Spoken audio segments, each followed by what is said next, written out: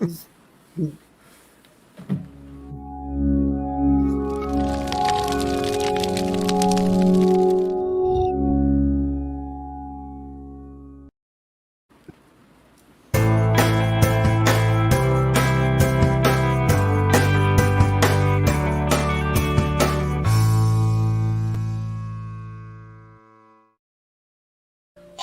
Paparazzi Jewelry, 24/7 shopping available. 160920 is the code. Show her some love, like she showed us.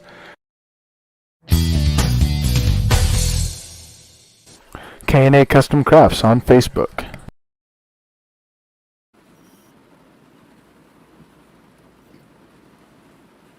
Hey, what's going on, everybody? Welcome to the Coast to Coast Entertainment Network. I am your moderator, 8, and tonight I am joined by none other than, that's right, J-Mac and Salsa. So how you doing tonight, J-Mac and Salsa? Doing good, coming fresh off the movie night show, which was another success. Great show. Hope everyone watched that. Hope you enjoy Sports Minute tonight as well. Absolutely. It was a smashing success. Absolutely loved it. And then, of course, tonight we're joined by, that's right, the man known as himself, Mr. Chris Mabry. How's it going tonight? Good. How's everybody doing tonight? You know what? I'm doing freaking fantastic. It is a little rainy here and wet, but you know what? It is what it is. And then, of course, tonight, that's right, he's back. We call him Mr. Mess Around Dave. How you doing tonight? I'm good. Thanks for having me. All right, so before we get started, we do have a few comments in our comment section here. So we're going to go ahead and jump into that really quick. The first one we have is from the God Over Sports Network, which is ran by our boy, Mr. John Alcorn. How you doing tonight, my man? And then, of course, Mr. Brandon Herrera, who's saying, what's up, Sports Minute crew? How you doing tonight, Brandon? I hope you're having a fantastic night yourself. All right. So as we know, on Saturdays, we don't have topics. We come in here. We simply just talk. It's simply open forum. That's all we do. And so we actually have another comment about the J-Mac and Salsa. Let's see if he can handle the Buffalo Wild Wings hot wings. Well, I can tell you right now, one thing right now is that Mess Around Dave, he probably could. So you do have somebody here who absolutely loves spicy stuff, and that would be Mr. Mess Around Dave. So if somebody could do it, it could definitely be him. But let's go ahead and jump into some of our topics here. And James Gonzalez, how's it going tonight? Hello, welcome in. So I'm going to go ahead and I'm going to start out with Mess Around Dave tonight since he's our guest. Is there any topic that comes to mind, anything that fits your fancy that you would like to hop in and talk about? Yeah, I don't know if you guys probably heard about this, being that you're Green Bay fans. The comments that Martin Murphy, made about Aaron Rodgers today, saying that he's what was it? Something that Ted Thompson said years ago about Rodgers. He agreed with it. How do you feel about that? What's your stance on that? You know what? I don't know if you saw the post that I shared. I shared a post on Facebook that simply showed a picture of Rodgers, and the post simply said, I stand with Rodgers. I stand with Aaron Rodgers. So I'm going to stand with him. And this is the thing. People can sit here and come out all they want and say, you know what, this is all about money. The thing is, it is not about money, because Green Bay came out and offered him a crap ton of money, and he came out and said, no, I don't want the money. I don't want the extent. He didn't want the money. So this is not about money. It's not about Jordan Love. It's about philosophy. And so I completely stand with Rodgers, whatever he chooses to do. You know what? I'm with you, man. If you don't want to come back, fine. It is what it is. And James Gonzalez is coming out saying, guess Green Bay got to trade him. This situation is such a mess. They're not going to trade him. They're not going to trade him. I'm telling you that. I think at some point they will. No, I don't think they will. Gutekunst is not going to be that GM that is going to trade him. There's no freaking way. Because right now, you got to think, he's in a lose-lose situation right now. Because if you go out, because as a GM, as a Green Bay GM, if you go out and you trade him, all the Green Bay fans are going to be like, are you kidding me? You just traded a Hall of Famer. But then if you don't trade him and he decides to sit out and wait till his contract expires and then come back, guess what? Guess what? You got nothing for him. And then people's like, yo, you should have traded him when you had the chance. So I'm telling you right now, that's why people are armchair GMs and not GMs in the NFL. Right. Absolutely. Period. We don't know what's going on there. I mean, we do, but we don't. We don't know the full story that's going on in Green Bay. We just hear what's in the media, but we're not 100% of what's really going down. All right, so wow, so we have comments here that are just flying in right now. So a few of the comments that we have going on right now is that God Over Sports Network is saying that he believes he's going to end up going to the Broncos. Well, that'll definitely be a wait and see game. And then we also have Colin, which is actually from the MI6 network, so you can go check them out on their different shows. And Colin is actually coming out saying the NFC North Division title solely depends on whether or not Aaron Rodgers stays in Green Bay. And I completely agree. That's what it's going to come down to. If Aaron Rodgers returns to Green Bay, it's Green Bay's division to lose. Oh. If Aaron Rodgers leaves Green Bay, I mean, it's kind of up for grabs at that point. I am going to have faith in Jordan Love and say I got to have faith in him. But I'm still going to tell you, it's still going to depend on whether that happens or not. Green Bay has a chance either way. It may be a slim chance if they keep Rodgers or not. But, I mean, they still have a chance. Yes and no. And the only reason I'm saying yes and no is solely because if you read the reports with Jordan Love at practices, one day he looks really good, next day he looks horrible. So it's kind of with Jordan Love, it's kind of up and down. So right. What Jordan Love are you going to get? Obviously, as Green Bay, you got to believe in him because you went out and drafted him. So you're not going to sit there and say, well, we're not going to use him because he's going to be complete bust. No, you have to believe in him. So obviously you're going to come out and say he's improved. He's improving because you don't want to kill his confidence right off the bat. But J-Mac, right. I know there's something that you wanted to say because I know immediately once I said it, you're like, oh, so go ahead. Well, I get sick of these people that are like, it's all about Aaron Rodgers. So if he's so good and he makes the team, why the hell does he need more help? Someone tell me that. If he makes the team a playoff team, win or lose, why does he need more help? And why is this all about whether or not he has the help he needs? Because that makes no sense. That's an oxymoron to keep saying over and over again. If he is the team and he is the one that takes them to the playoffs, then why does he sit there and say he needs more help? That makes no sense. No sense at all. A good quarterback should use whatever weapons or receivers he has. Chris, but what I'm saying is he does. He uses his weapons he has. But this is the thing. It's been repeatedly for several years his defense has let him down. The defense, so he has picked up the slack on what the defense has done. Now, you have to look at the past. When Rodgers has gotten hurt, they have not been good. And we have seen it. They have not been good. They were trash when Brett Hundley started. They were when Rodgers got hurt and Deshaun Kaiser came in, they were complete trash. And even the best one that came in relief for Aaron Rodgers was Matt Flynn, and Matt Flynn did decent. He wasn't spectacular. He had one good game, and that was against the Lions and in Week 17 to make him go 15-1 when he threw 6 touchdowns. Okay, but other than that, you can clearly see they are a complete different team when he doesn't play. And you would know that the years he doesn't play, they're not in the playoffs. Like they were trash without him out there. True. So if it's about the defense, the defense needs to get better, and we've drafted defense for the last 3 years. Our defensive systems that's not what they want. They want us to draft more offense. But if offense isn't the problem and defense is the problem, then why is it all about Rodgers? And Rodgers needs more help, but we're getting him defensive help, but that's not the help he needs, and we need to get a wide receiver. Like I'm not disagreeing with you on the point of he makes it a better team. Not at all. I'm only saying the people that are bringing these out are like they're contradicting what they're saying with the reports that they're bringing out. That he needs more help on the defense, so we draft defense, but they shouldn't have done that. They should have drafted a wide receiver. Well, but it's just a contradiction of what you're saying.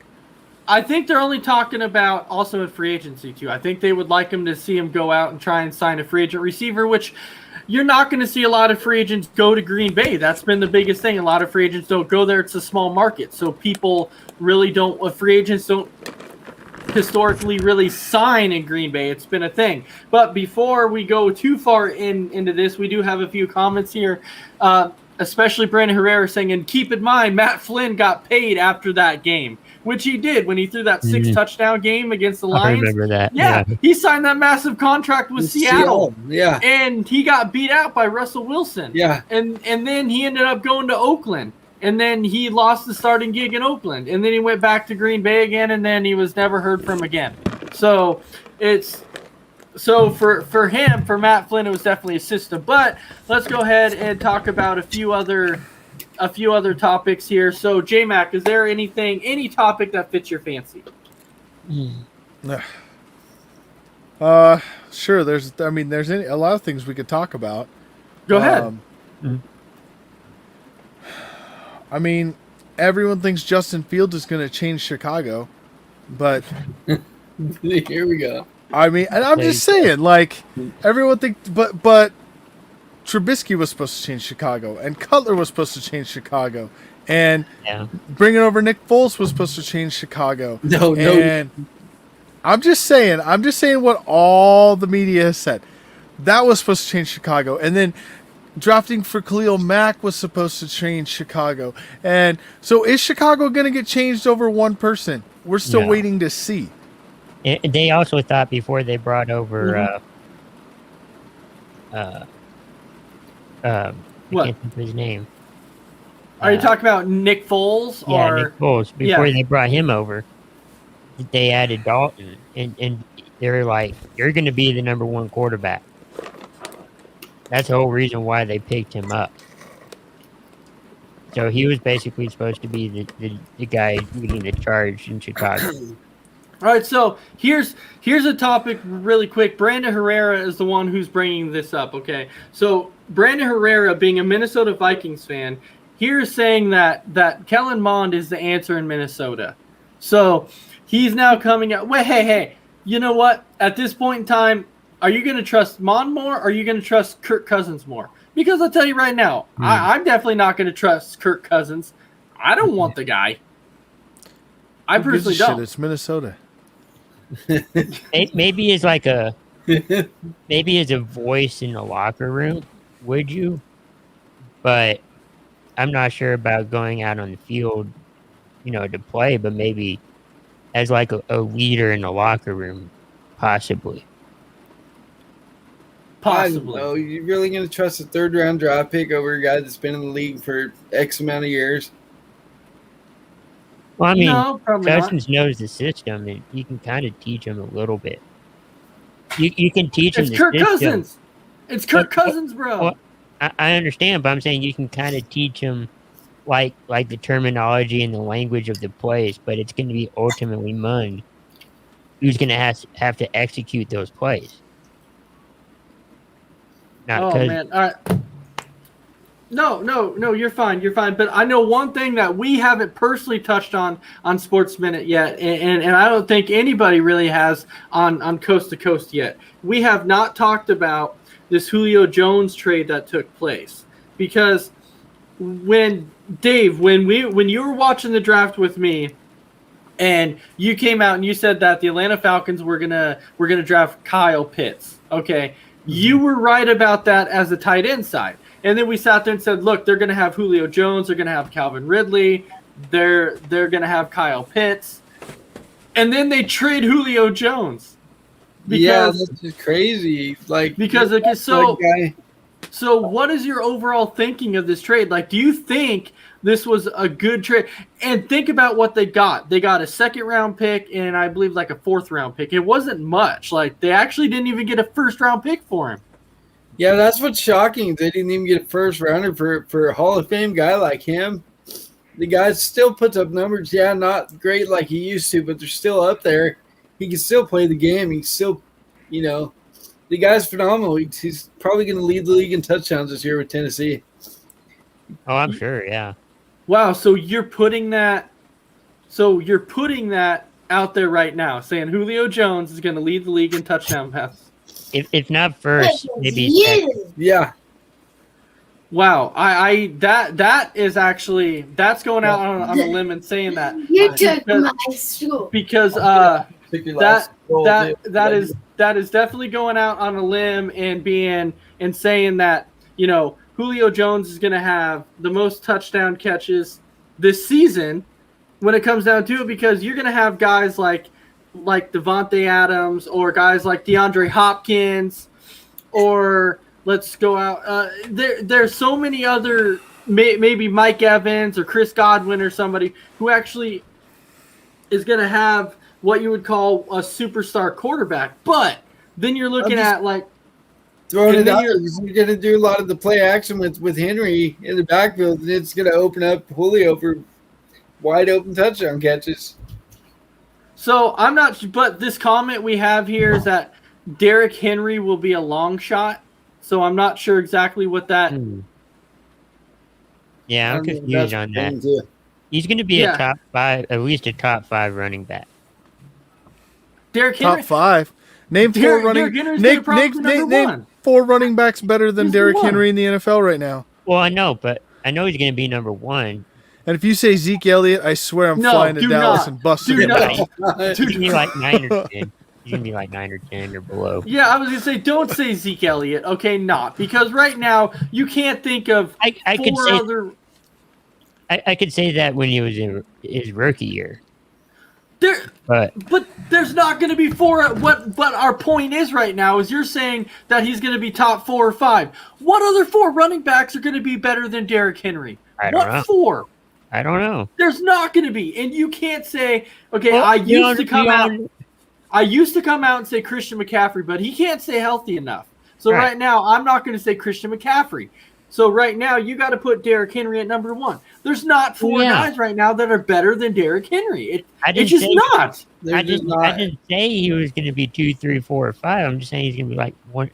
He's going to be like, You said top 4 or one. 5. You said top said 4 or top 5. yeah, five. number You 1 did. is You Derrick s- Henry.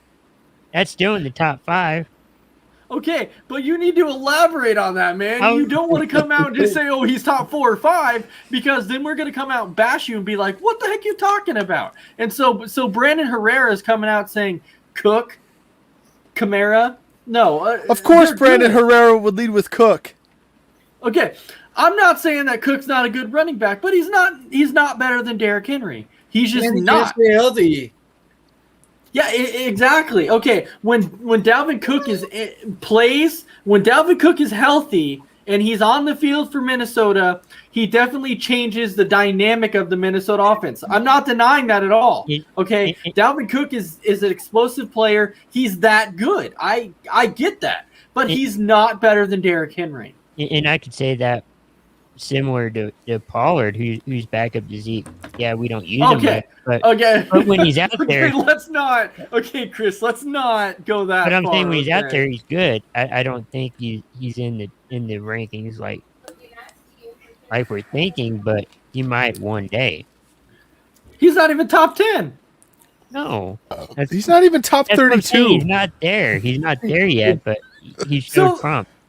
So then, Chris, let me ask you: if you're coming out talking about Pollard, and I'm like, he's not even top 10, and you're like, well, true. Okay, so tell me, why are we talking about Pollard? Because he's underused, but he shows a lot of good qualities that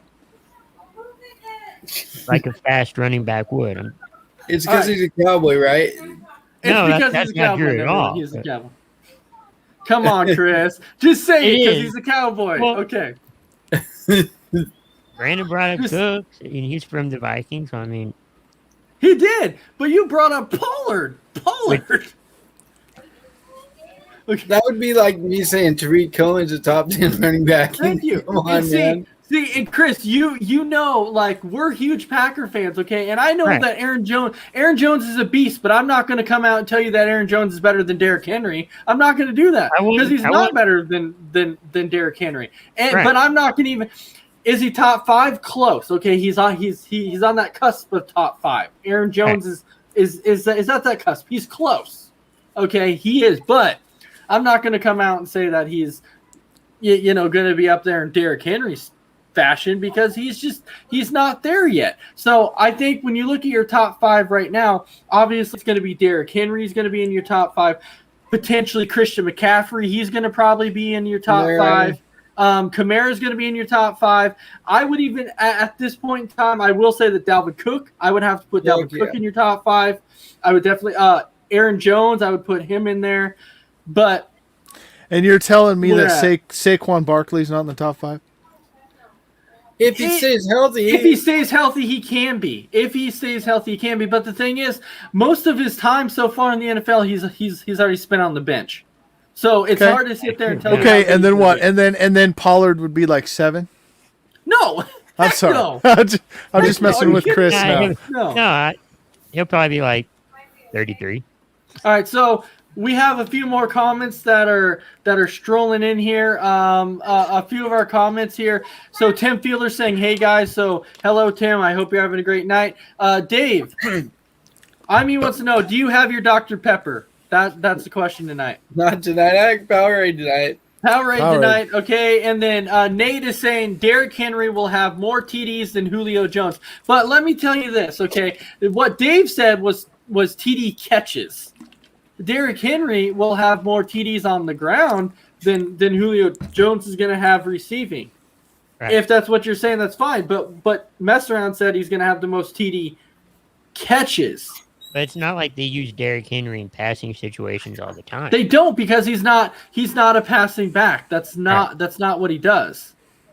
In Tennessee, you're going to have somebody, which I think it's Dion. I want to say it's Dion Lewis. Dion Lewis might be gone at this point in time in Tennessee, but it's actually escaping my mind who the backup is right now. But because Derrick Henry's not that passing back. But right now they're going to have Julio Jones, Derrick Henry. Their offense is getting better. Let's not forget about Corey Davis. So this offense is A.J. Brown. And so their offense is going to be good. But, J-Mac, before you left, we were saying, what was your thoughts on this Julio Jones trade? Is this gonna like desperately hurt Atlanta, even though they still have Calvin Ridley and Kyle Pitts? Did they get any offensive line help? They got a little bit, not too much. Then why would it matter? Matt Ryan still can't throw the ball from laying on his back, so I don't know. You got a second round and a fourth round pick for him. I don't know that it's gonna matter too much for getting the second and the fourth round pick. And I think it helps Tennessee for sure. I think that it gives Tennessee a way to stretch the field even more than it did last year. And yes, Nate, that's why I corrected myself when I said that, and I meant to say A.J. Brown, not Corey Davis, because I know that Corey Davis had left and actually signed with the Jets. That's why people were excited going that the Jets got more help for Zach Wilson this year than they ever did with Sam Darnold, but I still don't think that's going to make that big of a difference anyway, to be perfectly honest. It's the New York Jets. But just saying. All right, so before I go to you, Chris, there is one thing I want to touch on just really quick. For all of you NBA fans, if you got to watch the game tonight, the Clippers finally got the win. They finally got a win in Game 3. I didn't think that they were going to be able to actually come out tonight and beat the Jazz, but they did. So congratulations to the Clippers. If you continue to play like this, you can tie the series up. I know in the first round they got down 2-0 in the first round against the Mavericks. They were able to come back and actually end up winning that series against the Mavericks in 7 games. But now you're going up against the Jazz, and it's a completely different team. They're completely different than the Mavericks. Now you got yourself in a 2-0 hole. You came out tonight. You played well. You got the victory, which is what you needed in Game 3. That's what you needed. Now, can you come out in Game 4 and get the other victory? It's going to be huge, because if Jazz come out and beat you in Game 4, you guys are toast. You're not coming back against the Jazz in a 3-1 deficit. It's just not going to happen. They shoot the 3 ball way too well. Paul George, if you struggle, Leonard, if you struggle, it's over, bro. It's over. But I still want to say go Clippers because I still want to. There's still a certain matchup that I'm still waiting to see. I still want to see that matchup. And Chris, you probably know which matchup I'm talking about. I'm talking about the Phoenix Suns and the LA Clippers. I still want to see that matchup. I still want to see that. That'd be a good matchup. I think it would be. I think that the Clippers would be able to put up a little bit of a fight against the Suns, but the Suns are too good. I mean, the Suns are really good. So I think the Suns are going to make the finals anyways. I think it's going to be Nets and Suns. I just don't know who can beat the Nets, and I just don't know who can beat the Suns. So it's going to be Nets and Suns, but I've got the Suns actually winning the championship. But, all right, so, and mess around unless there was something you wanted to say. I just if they could stop the Spider in the next game, slow him down, they got a good chance of tying the series up. But they just need to corral him and double team him, make sure he doesn't get his, and then they'll be fine. But if they don't, they're gonna lose the series 4-1. Right? Oh yeah, dude. Yeah, they have to be able to get something. They have to get. Everybody has to step up. Everybody's going to have to step up and play. But that's why I've come out and said that the Suns are as good as they are. Because when you look at the Suns, they are a balanced team at pretty much every level. You look at their starting five, and you don't have to rely on one guy. Yeah, Devin Booker is obviously phenomenal. He can go off for 30 points any game. You even have Chris Paul. He can get you 27 points a game if you wanted to, because Chris Paul's starting to get healthy. I'll tell you what, a healthy Devin Booker, a healthy Chris Paul, a healthy Bridges, a healthy Ayton. Guess what that means? Oh, and don't forget about Crowder. That equals bad news. Bad news for anybody that wants to play him. And Chris Paul's getting healthy. Devin Booker's that good. The Suns are so deep right now. I don't know who can beat this team. The Nets.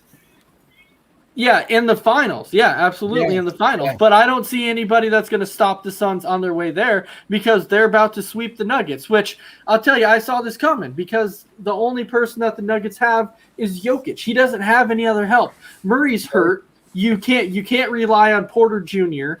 because he had that one good quarter to where he got 22 points in the first quarter and then had 4 total points the rest of the game. Are you kidding me? Oh, and then guess who's here? We have Isaiah, who's joining us from the MI6 Sports Network. So let's go ahead and welcome in Isaiah. Isaiah, how you doing tonight? I'm good, fellas. I'm joining you guys from Houston, Texas right now. I'm on vacation, but I just had to come on here because, I'm filled with shame right now. I'm filled with guilt. I'm filled with disgust because being in Houston, you guys know I'm a diehard A's fan. In fact, I work for the Oakland A's, and the team that we hate the most is the Houston Astros because they cheated us of the 2017 AOS championship, maybe cheated us out of many more AOS championships. But I'm in Houston. I visited Minute Maid Park today, and Ace, I wanted you to come rescue me, buddy. I really wanted you to come rescue me because the city of Houston, the aura of Houston is, brainwashing me with a bunch of Astro stuff. And here it is, fellas. I can't believe I'm even doing this. How? Wow. Why? So, Isaiah, we have a comment here, and this one's directed towards you. Colin is actually watching our show, and he's asking you, hey, what the heck is this? Turning your back on your hometown team. So he wants to know, how are you turning your back on your hometown team? You're an Oakland A's fan, and you're buying a Houston Astros jersey. What is going on right now? I'm telling you, Ace, there's like something about Houston. There's like an aura that's just every time their guests come over here, they brainwash you, man. I nearly bought a Houston Texans Deshaun Watson jersey for like $50 today. That's how bad it was, man. All right, so Isaiah, since you're on here, I'm gonna get your opinion on something really quick. We're talking a little NBA here. Mess around and I were just talking about the Suns and the Nuggets. So if you want to just give your opinion really quick and let us know, what do you think is going wrong with the Nuggets? Because obviously Jokic doesn't have anybody else that's stepping up to help him. But is that really the only problem with the Nuggets? What is going on with the Nuggets? I think what's wrong with the Nuggets is what I've been saying on one of our MI6 programs called No BS, and that is the Denver Nuggets really miss Jamal Murray, and they really miss Gary Harris, who I believe they traded away to the Orlando Magic at the trade deadline. You know, Gary Harris, even though he didn't put up a lot of flashy numbers, but he was a guy that was a great perimeter defender, and you're seeing that the Denver Nuggets are lacking that right now. You know, Chris Paul and Devin Booker are having their way right now with the Denver Nuggets on the perimeter, and if they had Jamal Murray and if they had Gary Harris, I truly believe that this would be a far different series than we've already seen as it is right now. All right, so since you're on here too, there was one other thing that I wanted on the MLB side. I got to ask you this on the MLB side because I want to know exactly what kind of post and what you were meaning by this, because you came out was talking about Matt Chapman. Okay, you were talking about him and you said, okay, so the guy's batting like a 210. And you're coming out saying he should be the first MVP batting at a 210. Explain yourself. I think everybody – how is somebody going to win an MVP batting a 210? Well, that was just me kind of being sarcastic because during our MLB preview show back in late March, I predicted – that Matt Chapman would win the AL MVP. You know, we made our MLB MVP predictions, we made our Cy Young predictions, and my MVP prediction for the American League was Matt Chapman. And I was kind of being sarcastic, saying like, you know, Matt Chapman, if he were to make my prediction correct, he would be the first guy to bat 210 or 204 to win the MVP. That's the only way I'm going to get it correct. But hey, he's getting red hot though today. He was like 2-3 for 4, I believe, with like a couple of doubles. So he is like showing signs of bouncing back. And Colin, you are welcome, man. That is also why I'm here. I'm here to help you out to try and keep this guy Isaiah in check, and that's exactly what I'm doing. But since we're on the MVP topic here, J-Mac, I'm going to go ahead and start out with you on this and tell me right now, since we're already in June, we're almost halfway through June. If you had to pick an MVP right now in AL and NL, who would be your MVP choice as of right now? Well, the AL, I can go with no one else other than Ohtani for the Angels. The guy's doing things that we haven't seen in forever with as far as pitching and hitting. So that would be my AL, and I don't think there's anyone even secondary close to that.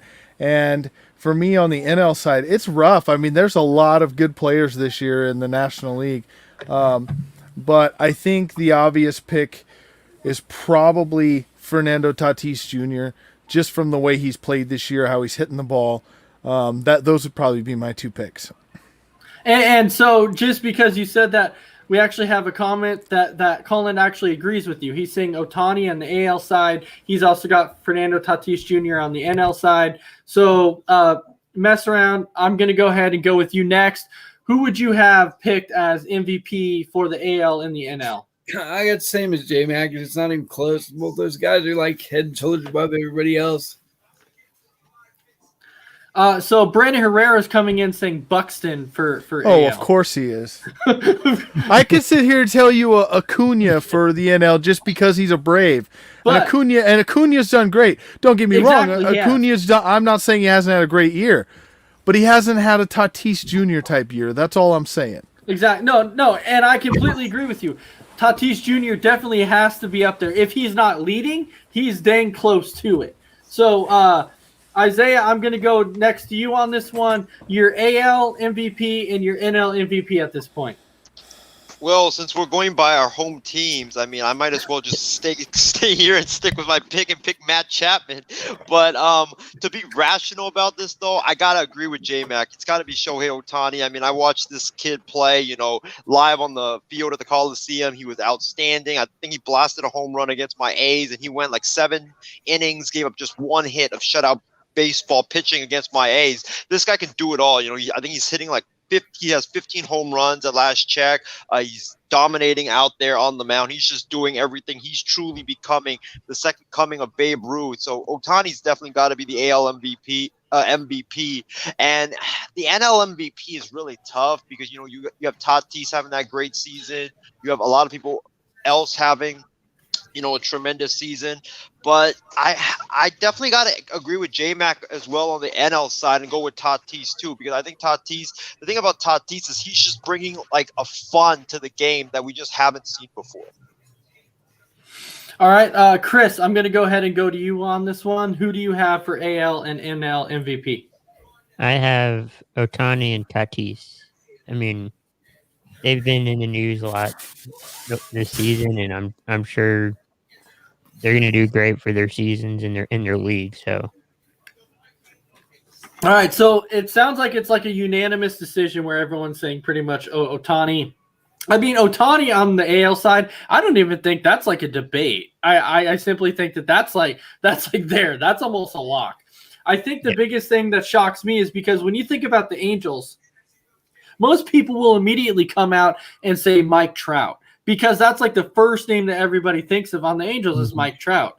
But now Ohtani has gotten way healthier than he has been in the past, and he's doing things in baseball that we're not even used to seeing, like absolutely not even close. So, and the NL, I mean, yeah, it's definitely close. You have Tatis Jr. that's playing well.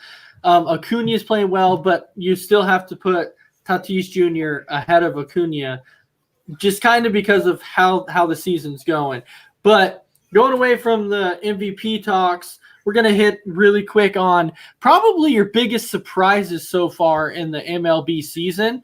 So Chris, I'll start with you. So when you look at the AL side and the NL side, who would you say are your biggest surprises right now? And I'm not talking about players. I'm talking about teams in general. well, let's see. I haven't looked at the standings much, so I would. Well, I'll tell you on the AL side, I'll tell you right now. I think that the biggest surprise to me on the AL side right now is actually the Boston Red Sox. Because nobody saw the Boston Red Sox playing this good. There was just no way anybody saw them playing that good. Now, obviously, Baltimore's doing as bad as I thought they were going to do, and I would say that the biggest disappointment right now, definitely in the AL, because we're not only talking about a positive note, but if you want to put a spin on a negative note, you could also talk about the Minnesota Twins. Something is going on with the Minnesota Twins, and we haven't even been able to figure it out yet. At some point, are they going to turn it around and be able to pick themselves back up? I don't know, because right now they're struggling. Brandon Herrera saying the Rays. He's saying the Rays. I don't think that you could say that the Rays are a big surprise. They were in the World Series. There's no way that you can call them. No. You can't call them a surprise. Now, J-Mac, you're shaking your head yes. So explain to me why they're a surprise to you. Okay, they were in the World Series last year, yes. Who did they lose in the offseason? I understand they lost Blake Snell. I get that. Blake Snell, Charlie Morton, these guys were there last year and helped take them to the World Series. They lost them, and everyone said, well, now who do they have to pitch? But so I'm just saying. But no, they have consistently over the last several years, they've been deep with pitching. That's why they've been able to get rid of their pitchers, because they have the next man up. That's the mentality that they've had, is the next man up. So it actually does not surprise me that Tampa Bay has done as well as they did. But J-Mac, with you on this, who's your surprise team in the AL, good or bad, and then NL, good or bad?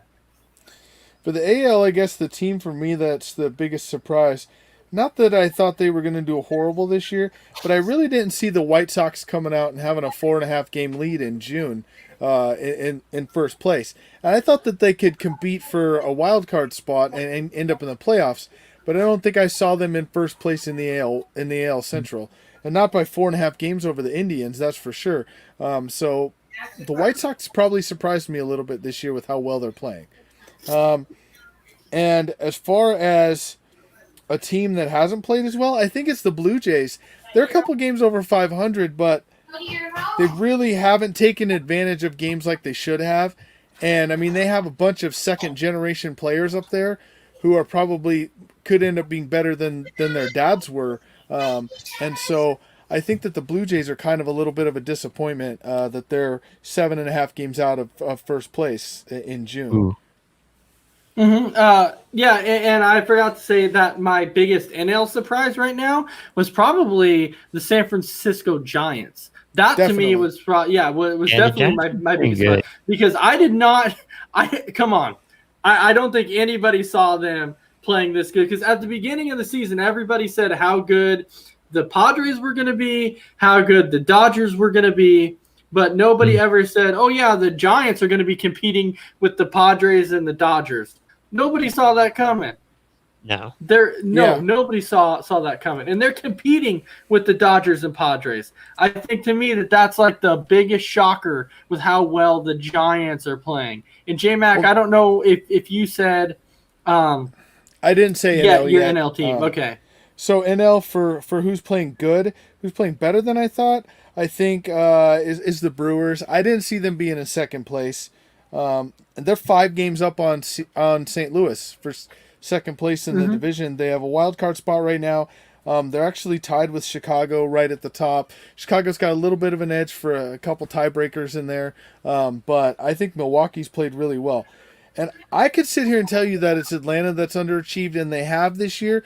But the team that really surprised me more than any other team is we talked about how bad the Pirates were going to be. We knew how bad they were going to be. We talked about how bad the Rockies were going to be. But nobody on any network, I guarantee you, talked about the Arizona Diamondbacks being this bad. They are historically awful. Yeah. They are 20.5 games out of first place in June. Wow. Yeah. The Diamondbacks are a really bad team, and so I guess you could kind of put them. You could even put the Washington Nationals as kind of surprise bad team also, but you could also think about maybe. On the good side, though, on the NL too, you could even talk about the Cubs, because when people were doing about their breakdowns, people had the Cardinals at the top and maybe the Brewers in second, but nobody really had, or I should say the Reds in second, but nobody even had the Cubs near the top, because people just didn't think that they had the pitching. They didn't think that they had the depth anymore in the lineup. So I think that was also kind of a big surprise in that area too. Definitely. And the Diamondbacks have lost 9 games in a row. 9. Wow. And their run differential is -72. That's not going to win you a whole lot of ball games. No. Definitely not. And so when it comes out, so a few of the comments we have here is that so let's go back to it here. We have Christy Wilson, who is saying the Red Sox definitely surprised me this season, and I'm glad. Yep, the Red Sox, like I was saying, is the big surprise team in the AL.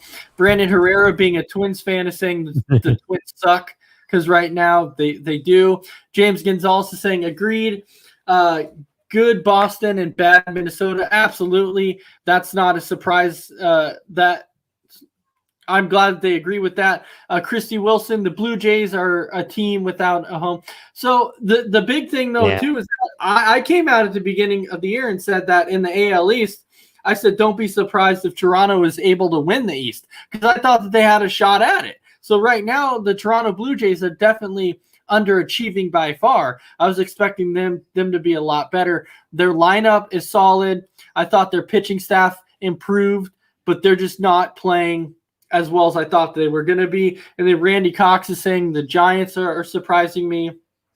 Obviously, James Gonzalez, Giants are a wild surprise. Belt, Posey, and Crawford are all free agents after the season. So one more ride left in them in San Francisco. Absolutely. And I think it kind of surprised a lot of people that Buster Posey's still there, because of how old Buster Posey is actually getting. But yeah, this is the last ride for them, unless somehow they re-sign there, but I don't think San Francisco will. They're trying to become a younger team, so I think that they will stick with that younger mentality for right now.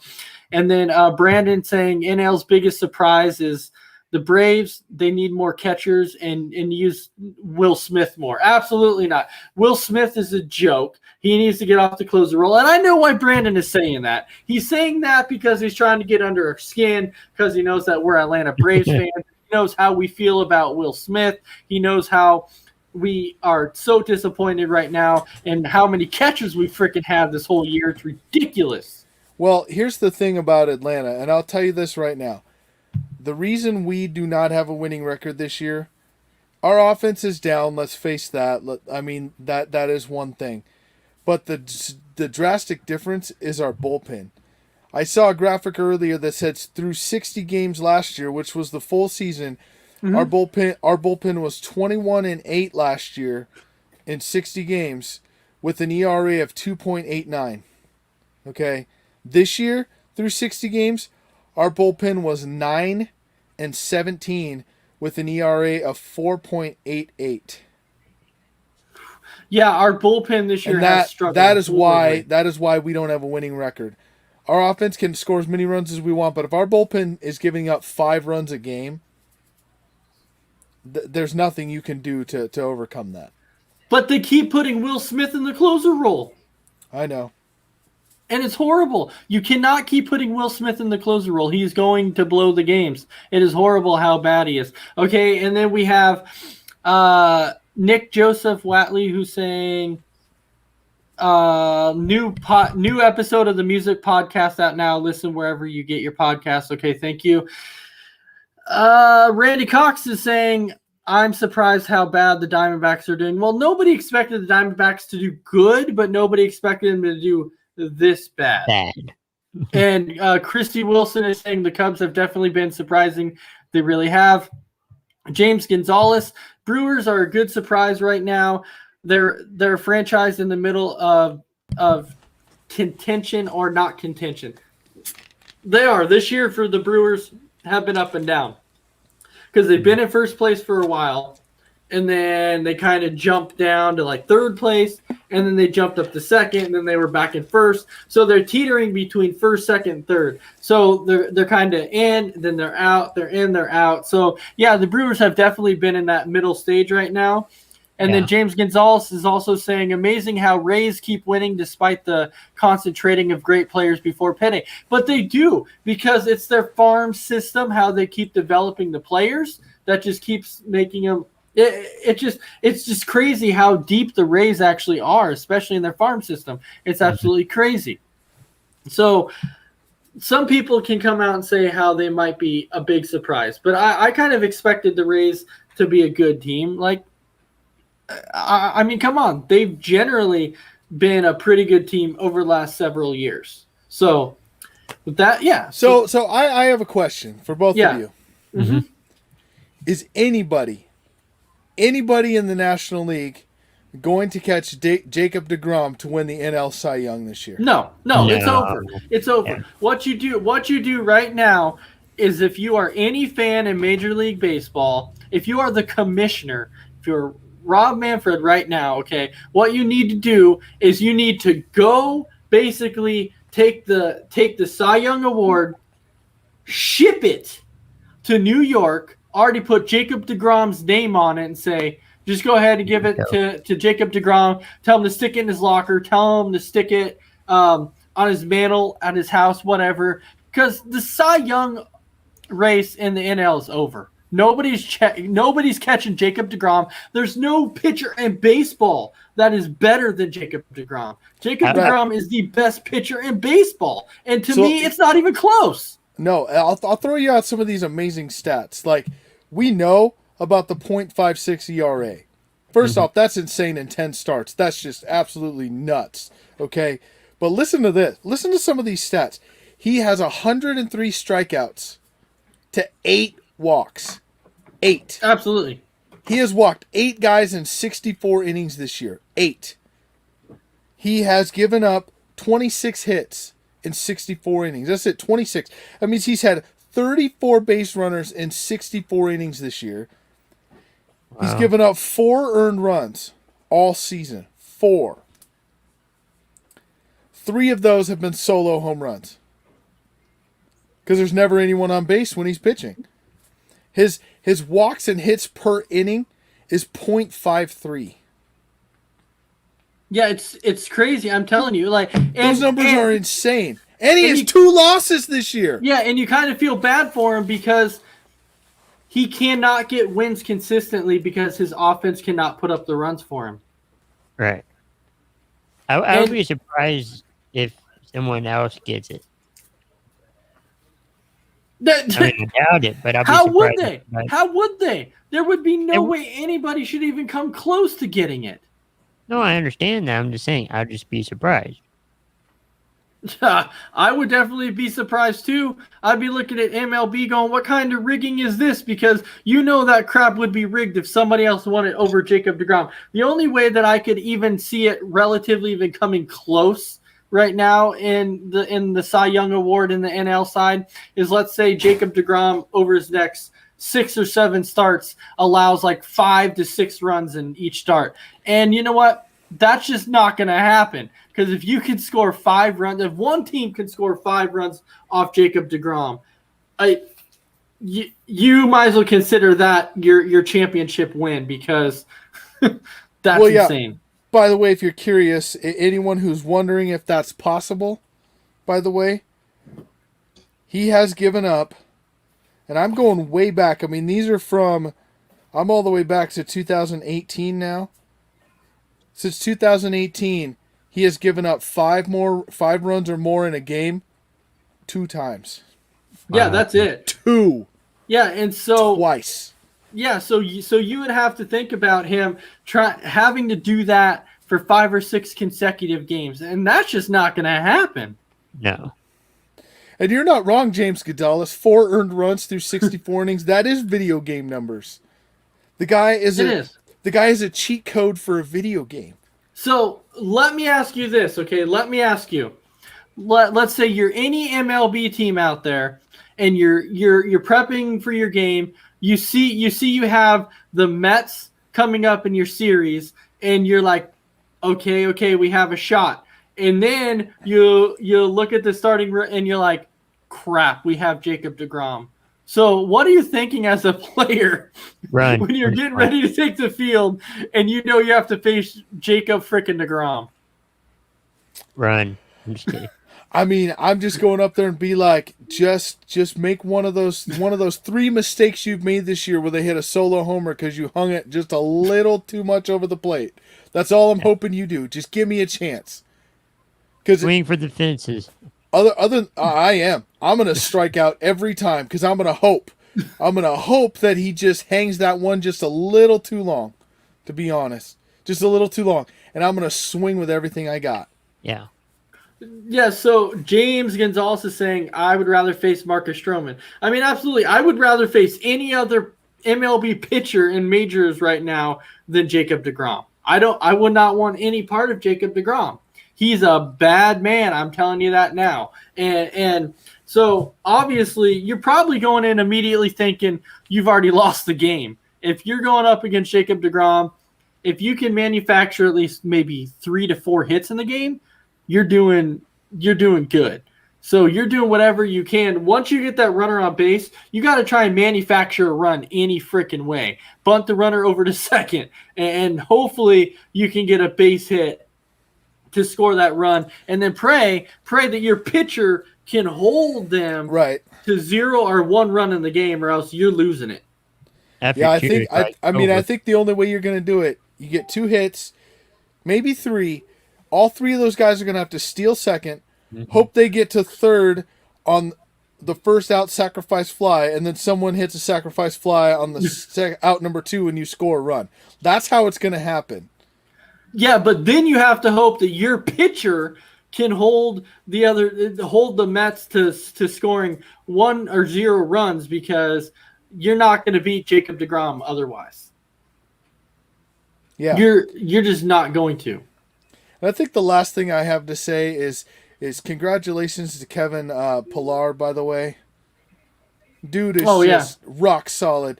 Comes in and hits 2 home runs with the blood-soaked bat of when he got hit in the face with a 94-mile-an-hour fastball, and he hits 2 homers in a game with the same bat. Like, hats off to you, man. You came back. You proved you came through adversity. Hats off to you, Kevin Pillar. I mean, that's just that's amazing. That's an amazing comeback story. Oh, absolutely. So we are getting ready to wrap up our show. It's just about that time. It was another awesome episode of Open Forum here on Sports Minute. So, Chris, is there anything else that you would like to say before we go ahead and wrap up the show? Well, there's a soccer player who, I mean, he's okay now, but he collapsed during the game. Went to the hospital for further tests, but he is up and around. But when he was taken to the hospital, they were thinking about restarting the game or just postponing it. They did move forward and continued playing. But I was just wondering, what would you guys do in that situation? If you knew that one of your players was down, couldn't return, knew it was a scary injury or some kind of accident. Well, you got to think though, these type of injuries and stuff like this, they see, they do happen a lot, and a lot of times teams will continue to play unless somebody like dies. If somebody dies on the field or something, then a lot of times they will say, okay, we're going to postpone the game. But when somebody's injured or whatever, typically they continue to play it. Yeah. All right, so J-Mac, I'm going to take it to you. You have 30 to 45 seconds to wrap up whatever it is. Any remaining thoughts you have? Just thank everyone for watching. It's another great episode of Sports Minute. We'll be back with you with the Four Bros Radio Show on Monday night. So tune in for that. Tune in tomorrow to You Think You Know and Between the Ropes, as they have a special guest tomorrow. Tune in all that. We thank you all for all the success on the network, and we look forward to bringing you great quality product in the future. Yep. So thank you very much for watching this amazing episode of Sports Minute, and thank you for all of our viewers who decided to leave comments in the comment box. It makes the show so nice when you come in and leave comments, because it makes the flow of the show go so much easier, and then we can talk about the comments that you have. So thank you so much for that. And you can catch us again on Wednesday for another episode of Sports Minute. So have a fantastic night, and we will see you again.